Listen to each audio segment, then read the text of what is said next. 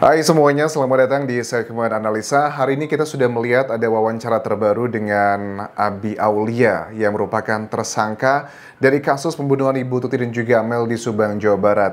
Abi adalah salah satu dari 3 tersangka yang belum dilakukan penahanan dengan alasan kita nggak tahu. Kalau dari penyidik Polda Jawa Barat mengatakan dengan mereka tidak dilakukan penahanan agar kasus ini akan semakin produktif. Aku nggak tahu maknanya apa nih produktifnya, apakah berhubungan dengan pengumpulan alat bukti atau ada strategi yang lainnya. Ada beberapa hal, kalau aku lihat dari wawancara Abi ini adalah beberapa poin itu sebenarnya cukup membingungkan bagi aku pribadi. Tapi sebelum kita bahas poin-poin apa yang telah disampaikan oleh Abi, aku lihat banyak teman-teman yang begitu prihatin dan juga punya empati dengan Abi. Komentarnya ternyata Abi ini lugu banget ya, polos, kelihatan dia itu nggak berdosa atau nggak mungkin lah melakukan perbuatan yang keji seperti itu. Tapi ini rasanya kalau kalian ingat juga dengan Danu teman-teman. Danu pun dulu sering sekali berbicara di media massa ataupun juga YouTube channel dan dia terlihat sangat polos, nggak tahu apa-apa. Tapi 2 tahun lalu, aku adalah salah satu di antara kalian pun juga sama yang curiga dengan Danu, yang selalu aku kritik dan juga analisa dari beberapa kejanggalan-kejanggalan yang Danu ucapkan. Karena tidak rely pada hanya tampangnya, apa yang terlihat, tetapi aku lebih melihat adalah apa yang disampaikan, kontennya. Karena kadang mata itu bisa menipu teman-teman.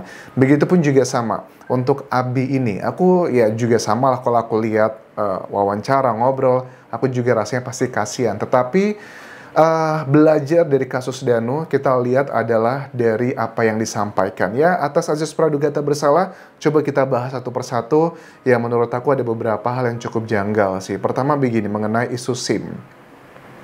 Dia kan mengaku bahwa ngebuat SIM itu di tahun 2017 dibuatkan oleh ibunya, Bu Mimin, bersama dengan beberapa orang lainnya, dan itu adalah SIM nembak. Katanya kami itu mesennya adalah SIM C sebenarnya. Tapi beberapa hari kemudian pada saat sudah didapatkan, saya cek gitu, ya ternyata itu adalah SIM A begitu. Saya juga nggak tahu pada saat datang itu, nggak langsung saya cek, tapi saya biarkan dan diceknya beberapa hari kemudian.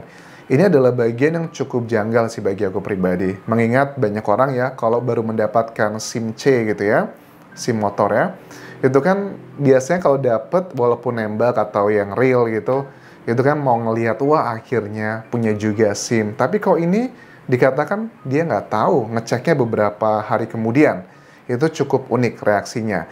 Yang kedua adalah semakin unik reaksinya adalah karena kalau 2017 dibuatnya artinya 2012, 5 tahun setelahnya itu kan sudah selesai atau expired. Dan ternyata Abi mengakui di tahun 2022 itu baru memperpanjang kembali SIM A-nya.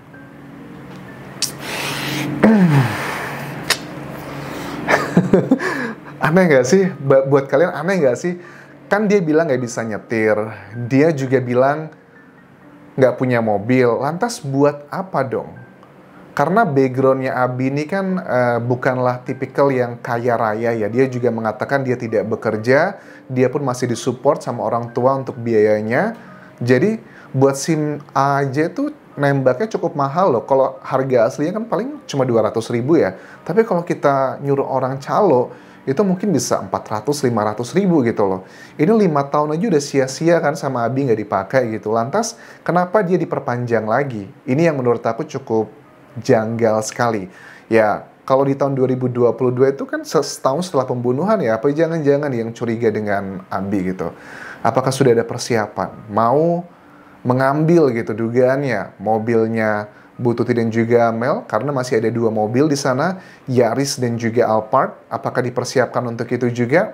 Ya kalaupun iya juga nggak masalah, itu kan miliknya Pak Yosep juga kan ya. Tapi kan terlalu unik sekali reaksinya. Bahkan untuk buat SIM C, ini juga unik. Dia mengaku bahwa baru tahun kemarin buat SIM C di 2022. Kalau memang di tahun 2017 dia mau buat SIM C tapi jadinya SIM A, kenapa dia nggak buat SIM C juga? Kan dia pakainya motor kemana-mana. Apa nanti nggak takut kena tilang gitu? Kan agak sulit ya untuk dipercaya hal seperti ini. Apakah kebetulan? Karena terlalu banyak kebetulan, sama juga waktu awal aku ngebahas Danu, itu terlalu banyak kebetulan dulu ya. Misalnya Danu, puntung rokok, katanya dia di depan tuh sempat ngerokok, oh kebetulan. Jejak-jejak di sana, ya karena Danu juga sering masuk sana, oke kebetulan. Luka di kaki, ya itu juga karena kebetulan Danu nguras bak mandi.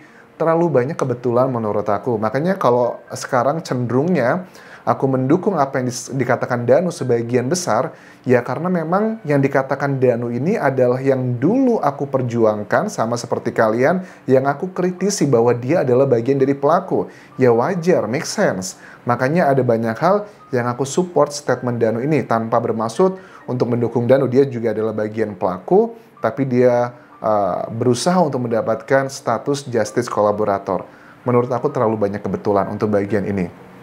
Kedua, berikutnya, kenapa SIM A-nya diperpanjang kalau memang nggak dipakai? Menurut Abi, Bapak bilang, saya udah punya, jadi diperpanjang aja, sayang.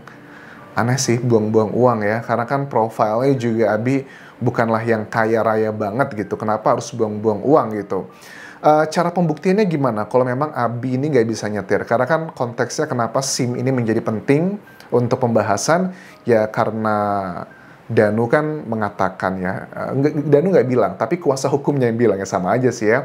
Dia memang tidak melihat siapa yang nyetir mobil Alphard tersebut. Terbukti dengan prarekonstruksi kemarin, peran penggantinya itu kan memang hanya ada Yosep ya, yang dia menyetarter mobilnya, tapi yang memarkirkan dari posisi menghadap ke arah kebun menuju ke arah jalan raya, itu kan peran penggantinya nggak ada tanda namanya. Ternyata itu adalah linear dengan keterangannya kuasa hukumnya Danu, bahwa dikatakan kliennya itu memang tidak melihat siapa yang menyetir. Dugaannya, apakah ini Abi atau Arigi, itu adalah konteksnya, kenapa ini menjadi perdebatan. Ya untuk membuktikannya agak sulit ya, kalau dibilang ya udah kalau gitu saya kasih mobil kamu nyetir, ya itu kan suatu hal yang bukan yang otomatis gitu loh, bisa serta-merta, itu kan bisa dimanipulasi juga. Dia mengatakan bahwa saya itu sering bengong, karena saya itu nggak tahu apa-apa kok dibeginikan, difitnah sama Danu.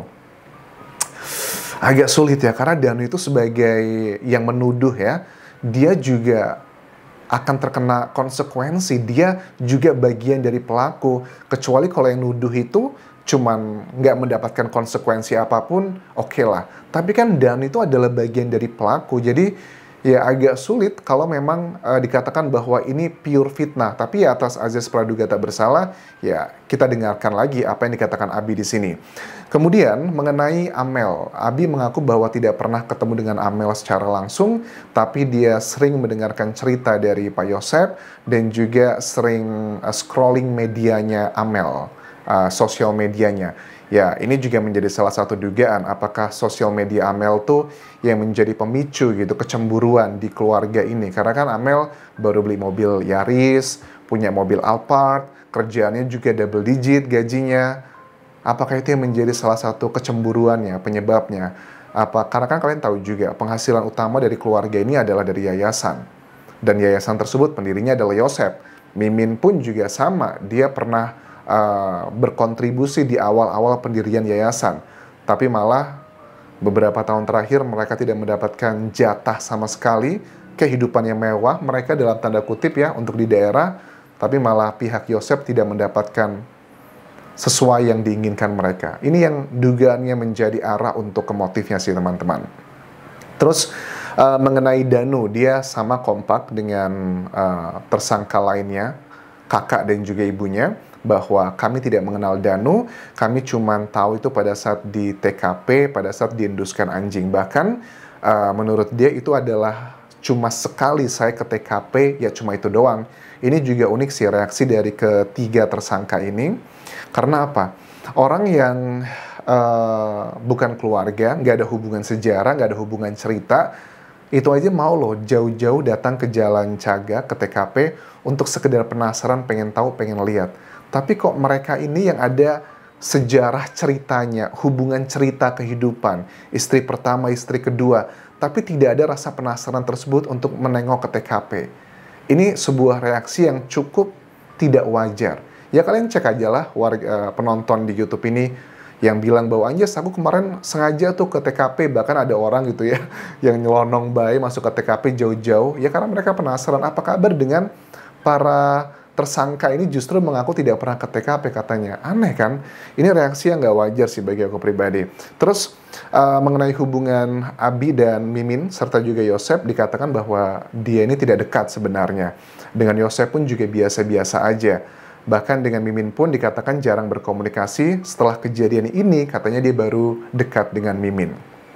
Ini sebagai salah satu dugaan simbol sih bahwa kan selama ini yang berbicara di media massa dari Yoris kesannya itu adalah anak dari istri pertama itu yang menderita, tersiksa.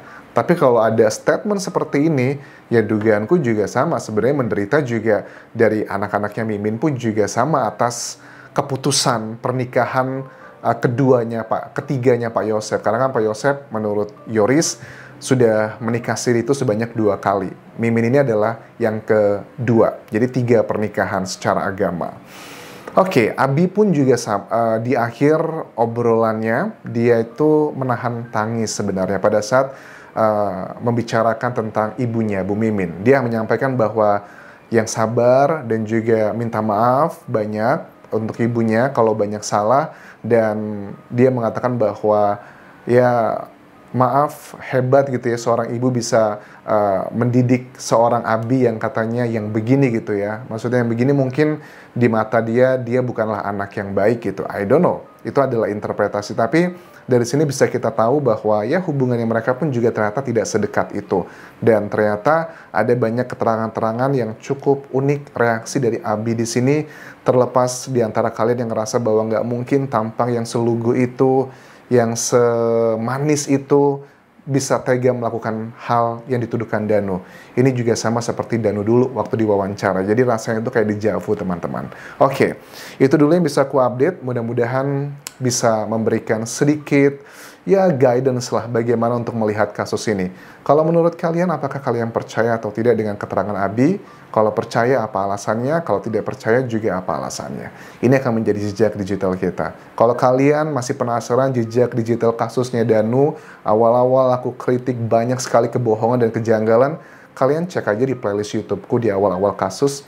Kalian bisa cek komentar-komentar netizen yang membabi buta membela Danu karena terlihat lugu dan tidak ada motif. Kita belajar dari pengalaman teman-teman. Terima kasih sudah menonton. Dan terakhir, jangan lupa subscribe channel YouTube ini, follow Instagram, Facebook, dan juga akun TikTokku di Anjas Asmara. Sampai jumpa.